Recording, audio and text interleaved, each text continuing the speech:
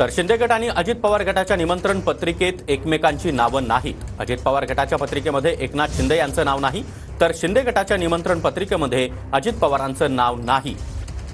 महत्त्वाची बातमी आपण पाहतोय। शिंदे गट आणि अजित पवार गटाकडून देखील शपथविधी सोहळ्याची निमंत्रण पत्रिका आता समोर आलेली आहे। मात्र या पत्रिकेमध्ये एकमेकांची नावं नसल्याचं पाहायला मिळतंय। तर अजित पवारांची ही निमंत्रण पत्रिका आपण पाहतोय, ही संपूर्ण गुलाबी रंगातील निमंत्रण पत्रिका।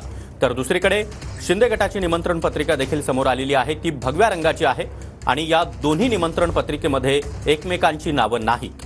अजित पवारांच्या निमंत्रण पत्रिकेमध्ये एकनाथ शिंदेंचं नाव नाही, तर एकनाथ शिंदे यांच्या निमंत्रण पत्रिकेमध्ये अजित पवारांचं नाव नसल्याचं पाहायला मिळतंय।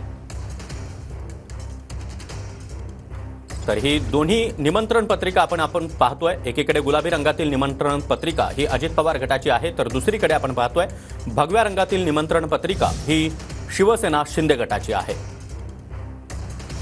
तर दोन्ही वेगळ्या रंगातील निमंत्रण पत्रिका आपण पाहतोय। या दोन्ही निमंत्रण पत्रिकांवर एकमेकांची नावं नाहीत। अजित पवार गटाच्या पत्रिकेमध्ये एकनाथ शिंदे यांचं नाव नाही, तर एकनाथ शिंदे यांच्या गटाच्या निमंत्रण पत्रिकेमध्ये अजित पवारांचं नाव नाही।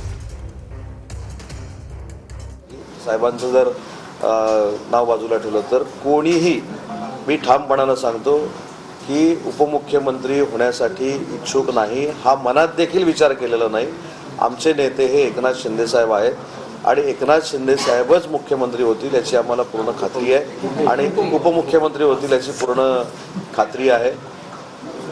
आता ठीक आहे ना, उपमुख्यमंत्री होतील याची खात्री आहे। आणि दुसरी महत्त्वाची गोष्ट आहे की या सगळ्या गोष्टीला आता कुठेतरी पूर्णविराम देणं गरजेचं आहे। आम्ही सगळ्यांनी ही देखील भूमिका घेतलेली आहे की एकनाथ शिंदे साहेबांनी जर उपमुख्यमंत्रीपद स्वीकारलं नाही तर आम्ही देखील, आम्हाला जर एखादी जबाबदारी कोणावरही, म्हणजे माझ्यावर असं नाही, कोणावरही जरी टाकण्याचा प्रयत्न शिंदे साहेबांनी जर केला तर ती आम्ही देखील स्वीकारणार नाही। अशा पद्धतीची आमची भूमिका ही स्पष्ट पद्धतीनं काल आम्ही शिंदे साहेबांना सांगितलेली आहे। त्याच्यामुळं प्रसारमाध्यमातनं ज्या काही गोष्टी प्रश्नचिन्हाने येत आहेत की हा होणार आहे का, तो होणार आहे का, तो होणार आहे का, आमची पूर्ण खात्री आहे की या सरकारमध्ये आमचे नेते एकनाथ शिंदे साहेब उपमुख्यमंत्रीपद स्वीकारतील आणि महाराष्ट्राच्या जनतेसाठी आणलेल्या ज्या योजना आहेत त्याची अंमलबजावणी कायमस्वरूपी करण्यासाठी ते स्वतः देवेंद्रजींना सहकार्य करतील।